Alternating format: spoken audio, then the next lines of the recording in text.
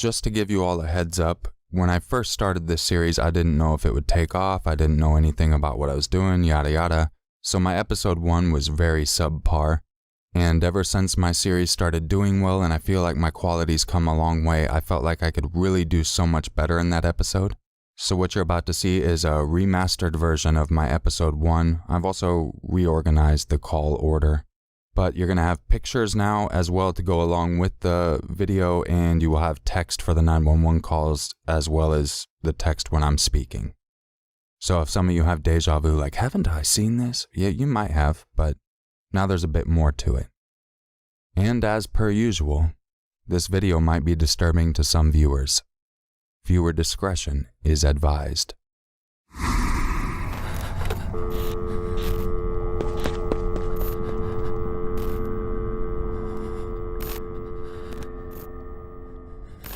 Audie Sanchez had a long history of mental illness. For half a decade, she was in and out of hospitals and was diagnosed with multiple forms of psychosis. Audie first tried drugs in 2006. That was when the voices started. Her drug use resulted in her moving to Austin, Texas, where she was hospitalized again and diagnosed with psychosis. She was subsequently given a prescription and released. In 2008, Audie was seen at the San Antonio hospital for being paranoid, mildly delusional, depressed, and psychotic with hallucinations. Her medication was changed and the voices finally stopped. Yet the price of her medication resulted in her stopping them. Not long after coming off the medication, Audie got pregnant. While pregnant, she saw a counselor for depression, yet declined any medication. After her baby Scott was born, she slipped further into depression and the voices began again. On July 20th, 2009, Audie was taken by emergency services to Methodist Hospital. Audie was suffering from auditory and visual hallucinations as well as delusions. Audie asked to be admitted to the hospital's 31-bed inpatient psychiatric unit in regards to the voices she heard and because her baby Scott's face was changing. Instead, she was discharged to the care of her sister. From there, her feelings of paranoia increased. Audie brought her son to her sister when she wasn't feeling right. After her sister thought she was fine, the baby was returned. While the rest of the family slept, Audie started to listen to the voices. She killed and dismembered Scotty. Her sister awoke to Audie screaming and upon finding the scene called 911. Oh my God. San Antonio Fire and EMS, how can we help you? I needed ambulance at 361 Wayside Drive. 351 Wayside? Yes. A house or an apartment? It's a house. It's an emergency. Okay, and what's going on? What's the emergency? I'm sorry? What's the emergency? What's going on? My sister has, she's her child, and she's Hello? Hello? Tell me what's going on. Don't talk to the other people. Talk to me. My sister has, she's hurt her child. Seriously, hurt her child. How did she do that? What's going on with the child? The baby is dead. She has, What did you say? the baby is dead. How old is the baby? The baby's 3 weeks, not even 3 weeks old. 3 weeks old? Not even 3 weeks old. Please. What did she do to him? Oh, Or her? she stabbed him. There's blood all over the bed. There's, I don't know. All right, ma'am. Stay on the line for me. I'm going to connect you up to the police, okay? Stay on the line. Yes, I'm here. All right. Go ahead. Ma'am, what is your name? My name is Priscilla Garcia. Where is your sister at? Just stay there, Auntie. Stay there. I'm sorry? Priscilla, where's your sister at? She's just sitting on the couch. She's gone crazy last night. She was hearing voices. She kept bringing me the baby, and finally she calmed down, and I took her back to baby. And then now I just woke up to her screaming. Okay, how old is the baby? Not even 3 weeks old. The baby's dead. The baby's dead. Please, somebody come. Okay, they're on their way, sweetie, okay? I need the keys so I can open the front door. Oh, my God. Ma'am? Ma'am? Yes. Do not touch the baby. Don't disturb anything in the area there, okay? Right? My mom was holding the baby. My mom I'm withholding, baby. Can you put the baby down? All right, ma'am. Everybody's on the way to help you, okay? Oh, I need to find the keys to the front door.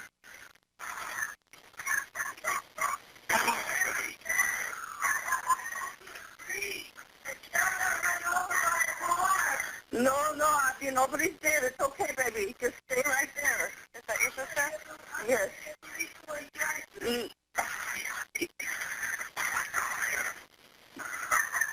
Oh my God, I can't believe it. You stabbed yourself? Yes.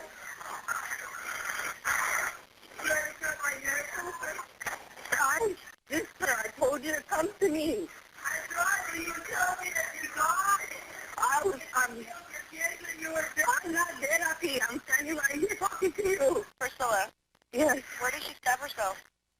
In the heart and in the stomach, she says. No. Where did you see it? I see a stab wound in her heart, yes. Your sister? I'm looking at her right now, yes. EMF? Okay. All right, they're on their way, okay? Oh, my God. I love you. Yati. I love you. Mama, calm down. I didn't mean to do what he told me to. Already. Mama, I'm on the phone with EMS right now. I can't call him right now. Ma'am? Yes. I'm going to go ahead and let you go, okay? They're on their way. All right. Bye-bye. Police arrived on scene to a heinous sight which resulted in them seeking psychological help. Audie sat on the couch with a stab wound to her chest and her throat partially slashed, screaming, "I killed my baby! I killed my baby!" The scene was too graphic for police to describe, but Audie had decapitated the baby and eaten part of his brain. She also ate other parts of him, including 3 tiny toes. She said the voices told her to kill him because he was the apocalypse. She states she gagged while eating him, but the voices told her to keep eating him to remove the demon in her stomach. Audie was found not guilty by reason of insanity and is being held in a mental hospital until she is deemed to no longer be a danger to herself and others. In May of 2009, Lester Lee Jeter filed for a separation from his wife and mother of 2 daughters, Deborah Janelle Jeter, for unknown reasons. A neighbor who lived down the street from the family admitted to having called the police a few times on the residence. It was a noisy house, and other neighbors also had to call the police, he stated. Deborah Jeter took the news very hard. Not long after, Deborah attempted suicide and received psychiatric treatment. Lee filed for divorce and was granted a temporary restraining order against his wife.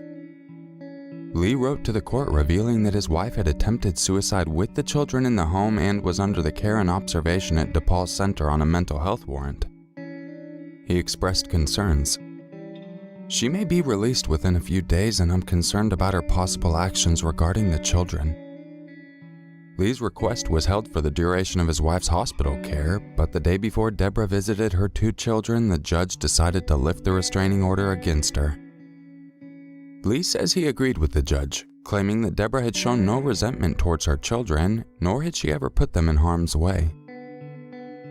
The girls seemed to be excited about the decision. It had been 14 days since they last saw their mother. At the news of the decision, 12-year-old little Kelsey expressed her happiness on her MySpace page. "I get to see my mom tomorrow. Yay!" When Deborah picked up her daughters that day, she told her estranged husband she had a surprise for them. She drove her daughters to an abandoned house at 215 US Highway 77 where she charged Kirsten with a knife. While under attack, Kirsten yelled for her sister to run. Deborah released Kirsten, who was now wounded, and charged at Kelsey. During the attack, Kirsten threw herself over her sister in hopes of saving her. She received a stab wound in the back as a result.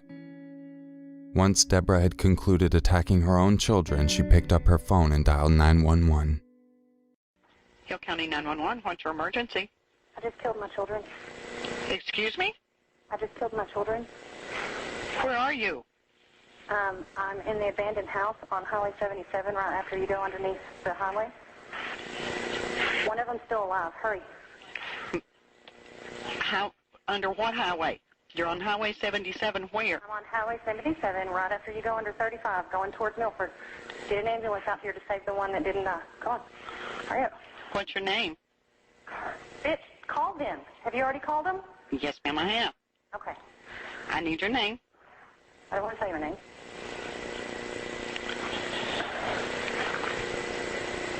Hello? Hello? Are you still there? Yes, I'm still here.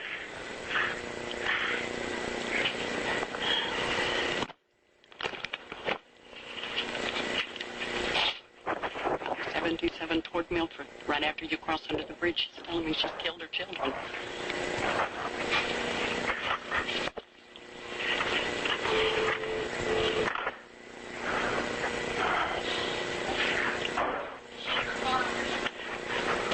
Are you in your car?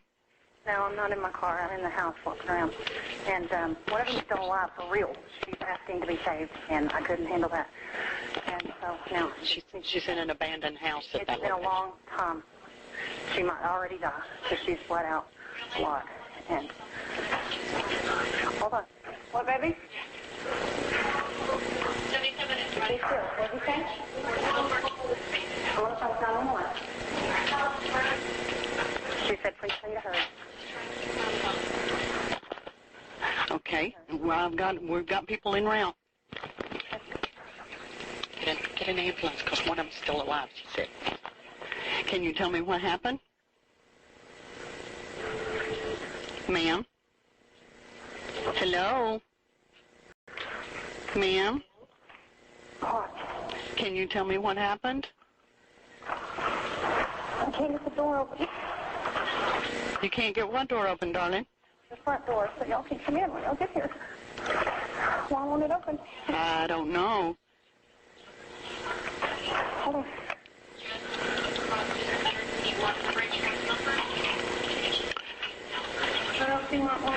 Are you on the right-hand side of the road or the left-hand side of the road, sweetie? I'm at Father Richard's house. It's going to be a cool thing. No, we're at. Okay, they're coming. They're coming. I would just want to try to clarify exactly where they are. Can you tell me what happened? I don't want to say. I don't see any lights. They're not coming. Well, they're on their way. My partner's getting them to you just as quickly as she can. Okay. How many?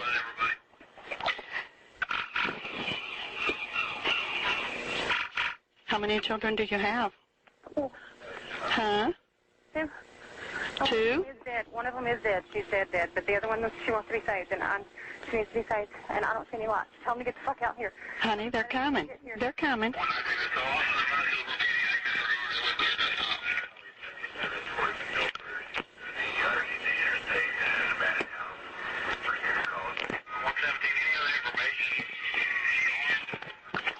Do you have any weapons?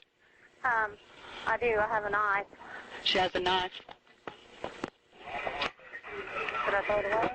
No, ma'am, just put it in. She's got a knife. She says hurry.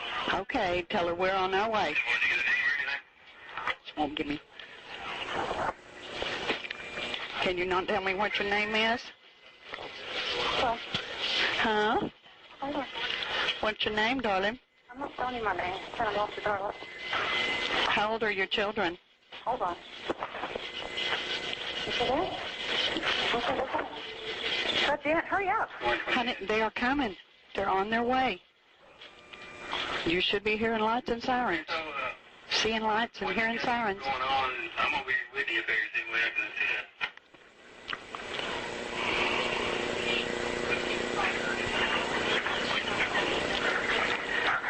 You said you crossed under the bridge that goes on 77 toward Milford. You crossed under the bridge to 35, and you're in an abandoned house. 6125 Is that right? Yes, under 35. Cross under 35. 35 on 77. The abandoned house up on the hill on the left. Hurry the fuck up. 106, that's all. I'll be en route from Rubber's Bend. She says she's in the... 6125. She's in the abandoned house. It's in the house on the hill. Listen. Hold on, buddy. Sweetie, do you hear them now? Do you hear those sirens and stuff? What did she advise happened? She's...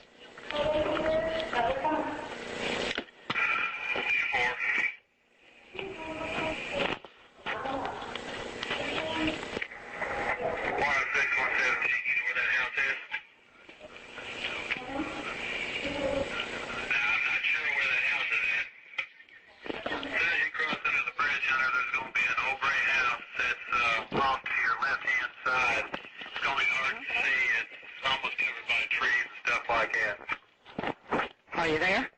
I'm here. Are you still with me? I'm still with you. Hello? I'm here. They're not here. They're on their way, sweetheart. They had to come from different parts of the county. Hold on, kid. They're coming. Tell them not to shoot me. I don't have a gun. Okay. She doesn't want to get shot because she doesn't have a gun.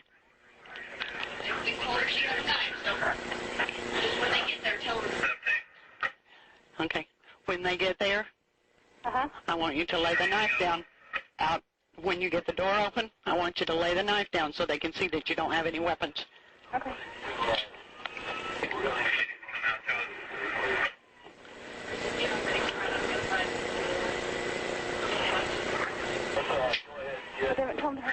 They're hurrying, honey. They're hurrying.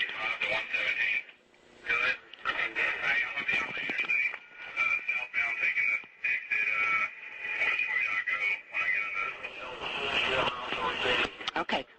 I believe to the right, if you're coming northbound, I'm trying to find the house.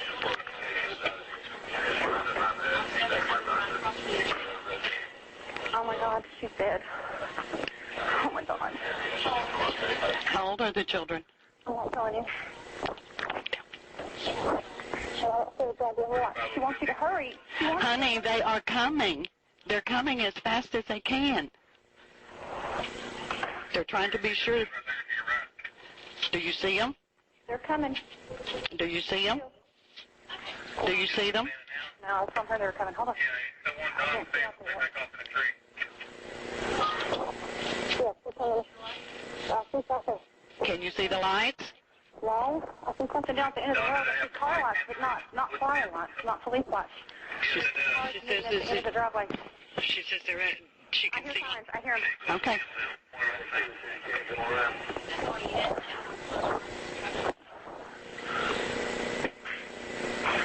Do you see them? No, I don't see them.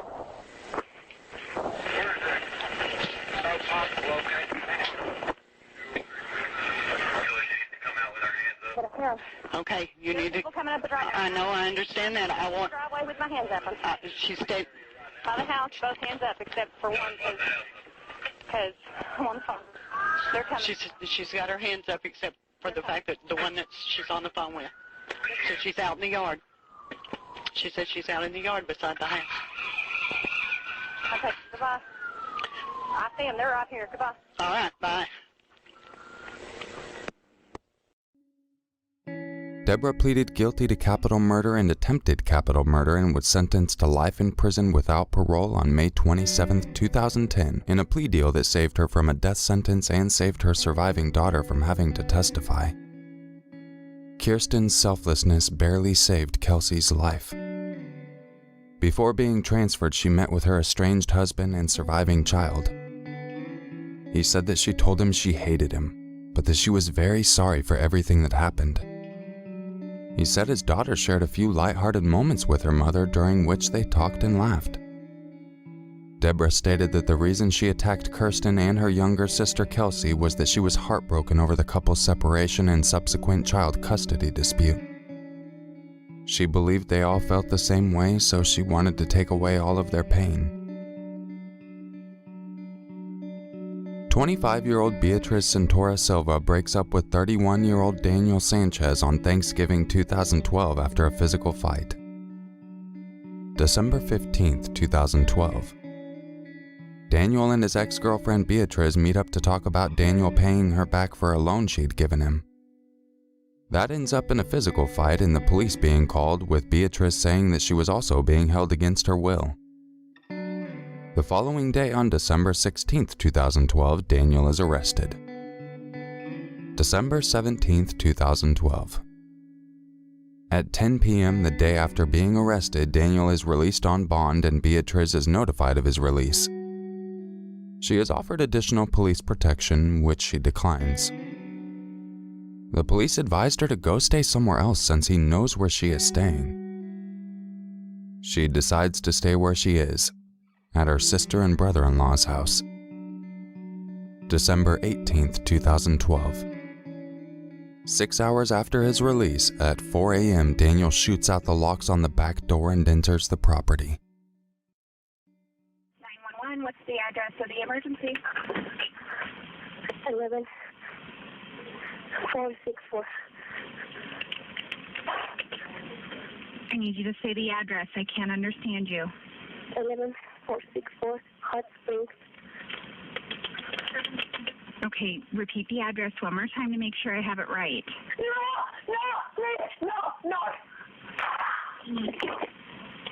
Hello?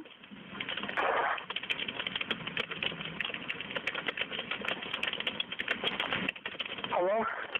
Okay, this is 911. What's going on? I just shot everybody right now. You just shot everybody? Yeah. Okay, what is your name? Daniel Sanchez? Pablo Sanchez? Yeah. Okay, how many people did you shoot? 3. You shot who people? Who did you shoot? My ex-girlfriend, because she was cheating on me with Roy. Okay. And myself, I'm going to shoot myself right now. Pablo, I need you to stay on the phone with me, okay? Just wait until we get there. Pablo? Yeah. Okay, just stay with me, okay? Don't shoot yourself. Okay. Okay? Tell me exactly what happened. Like 6 months ago, I caught my girlfriend cheating on me. Uh-huh. And I told Roy to stop talking to her. Okay. He wouldn't do it. He pressed charges on me kidnapping. I'm not on bond then. But Okay. I wasn't doing so. She pressed charges on you for kidnapping? Yeah. Okay. Yeah, for my girlfriend too. So I didn't know what she was doing. Okay, who else was there? What do you mean? Who else was there with you tonight? Right The now? other 2 people, do you know who they were? Her sister and her husband. Okay. Okay. Okay. How did you get there? Driving? You drove there? Yeah. Okay. Are you there by yourself? Yeah. Okay. Okay, what room are you in right now? Pablo? Pablo? Hello? I think he just shot himself.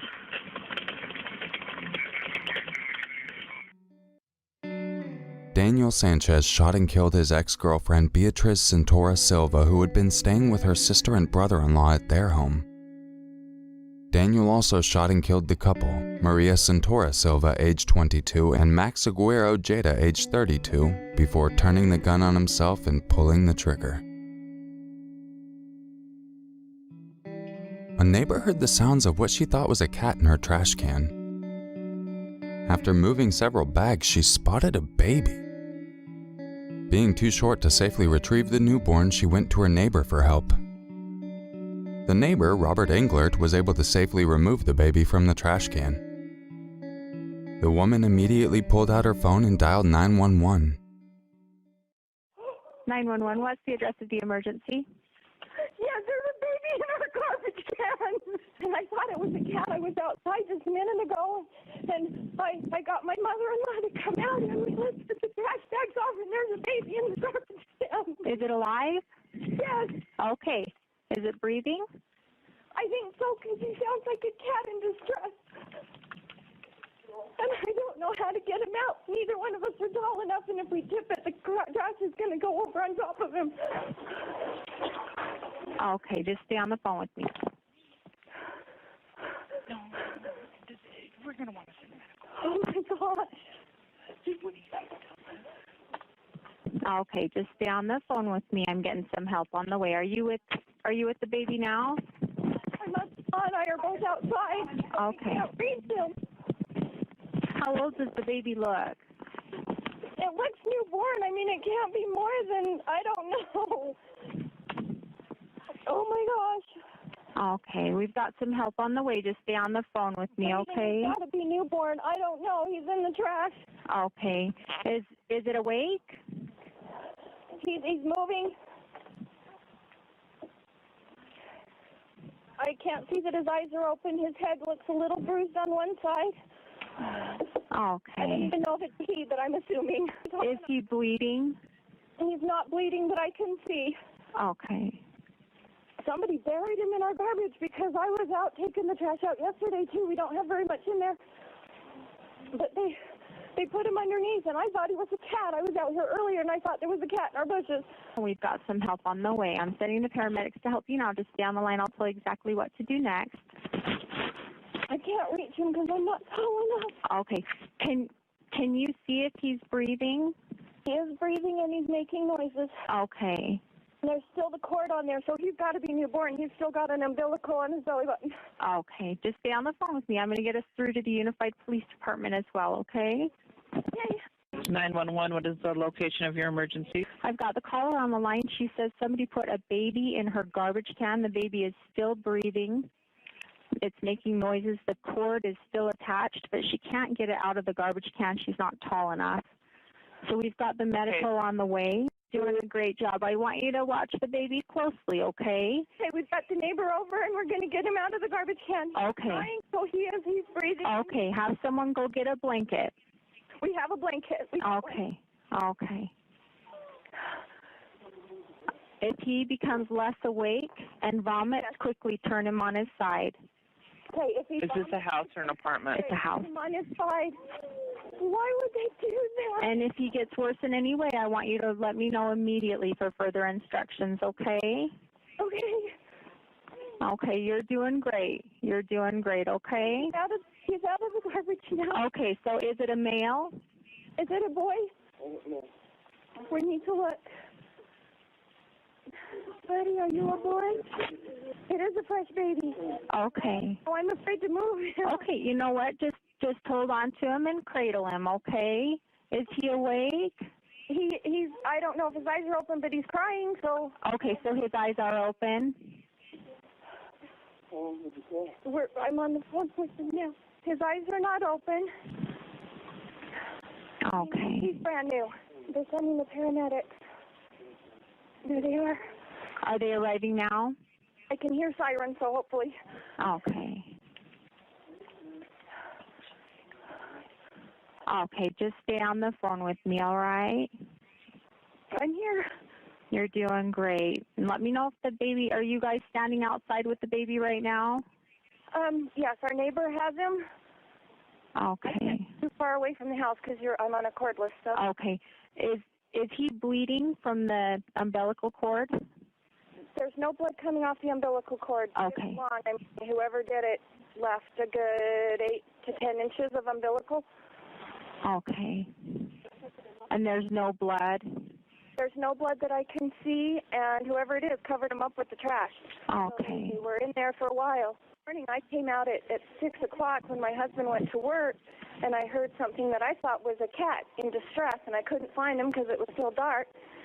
And then when I looked in the garbage, I'm blind in one eye, and so I saw something that looked like a paw, so I went in and I got my mother-in-law to help, and when we took the bag of trash off the top, it was the baby. Oh, I'm so glad you checked.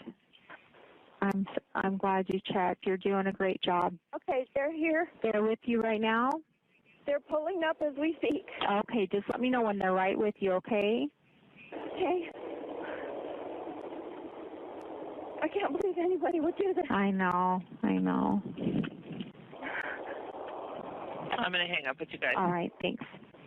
I'm just going to stay on the phone with you until they're right with you and the baby, okay? Okay. They're out. Someone put a baby in our garbage can. They're here. Okay, I'll go ahead and let you go. Thank you. Thanks. Bye-bye. An investigation by the Unified Police Department discovered that the caller's neighbor, Alicia Englert, Robert's daughter, was the baby's mother. The baby girl was born on August 24th. Yes, it was a girl, trust me, I know the caller said a boy. Alicia gave birth in a bathroom inside the house she lived in with her family around midnight. After wrapping the infant in a towel, she left it on the floor of the basement bathroom. She then left for work the following day, leaving the baby alone without even caring for it. She came back home that night, still leaving the infant on the floor. The next morning, she put the baby in her neighbor's trash can just before 6 a.m. She told investigators that her family, friends, and coworkers didn't know that she was pregnant and she didn't know who the father was. Fearing her parents would freak out if they found out she was pregnant and had delivered a baby, she decided to put the baby in her neighbor's trash can. Authorities said that she discarded the baby in the hopes that it would die and solve her problems. It was initially unclear whether the baby would survive. Doctors at the hospital said the baby was in severely critical condition with a very low core body temperature and was covered in feces and exhiberated depressed responsiveness. The baby was transferred to Primary Children's Medical Center where doctors indicated that the infant was suffering from hypothermia, severe respiratory distress, blood-borne infection, and cardiovascular insufficiency requiring mechanical ventilation.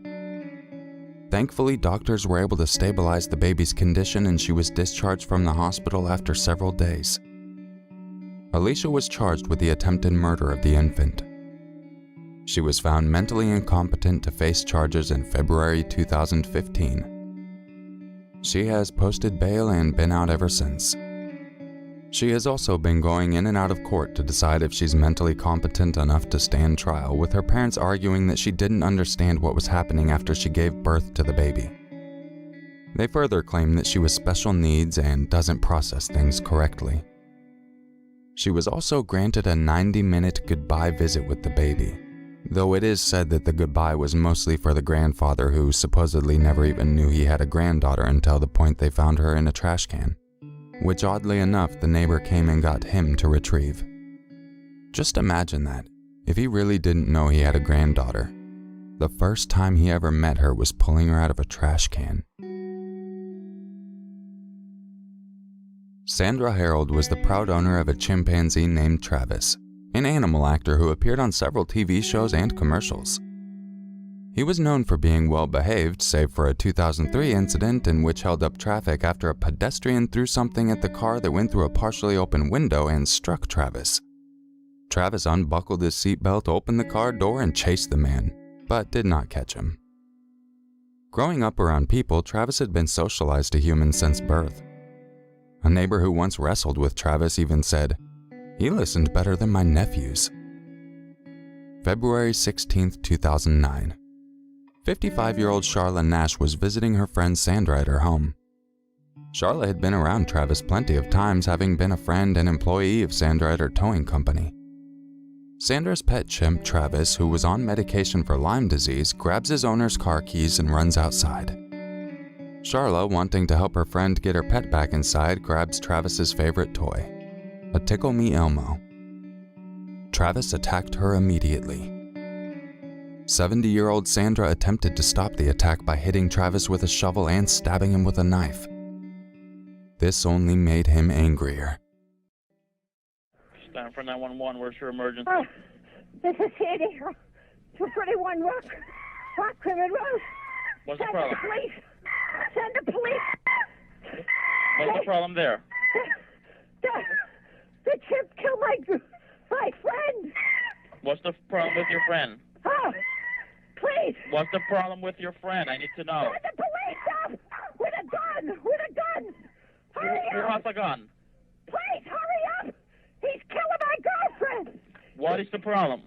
He's killing my friend. Who's killing your friend? My chimpanzee. Oh, your chimpanzee is killing your friend. Yes. He ripped her apart. Hurry up. With a gun. Hurry up, please. There's someone on the way. With guns, please. You shoot him. What is the monkey doing? Tell me what the monkey's... He ripped her face off. He ripped her face off? He's trying to attack me. Please, Okay, hurry. I need you to calm down a little bit. They're on the way. Can you put yourself away? I don't want the monkey attacking you. Please, hurry up.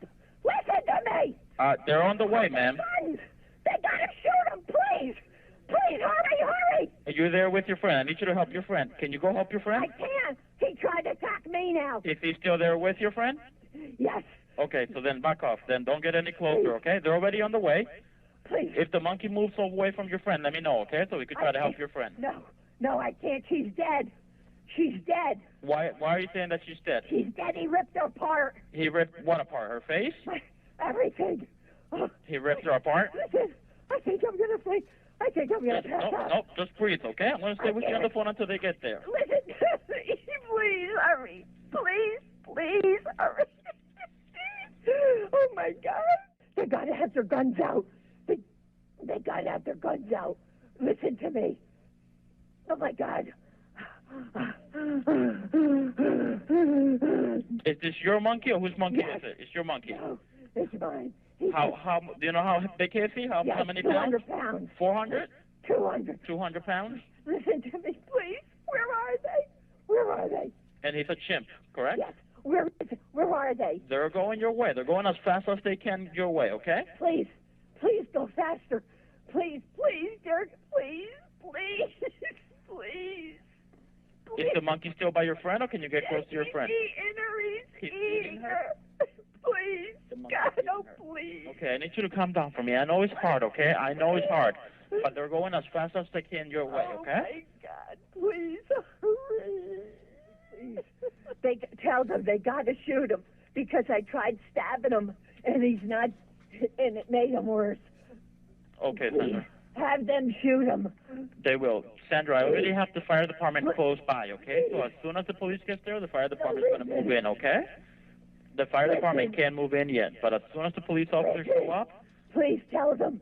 Shoot him because he's going to try to attack me now. Just breathe, Sandra. Shoot him! Shoot him! Sandra, stay in your car. Shoot him! Sandra, I need you to stay in your car. Shoot him, please. I tried stabbing him, and he's hurt now, too.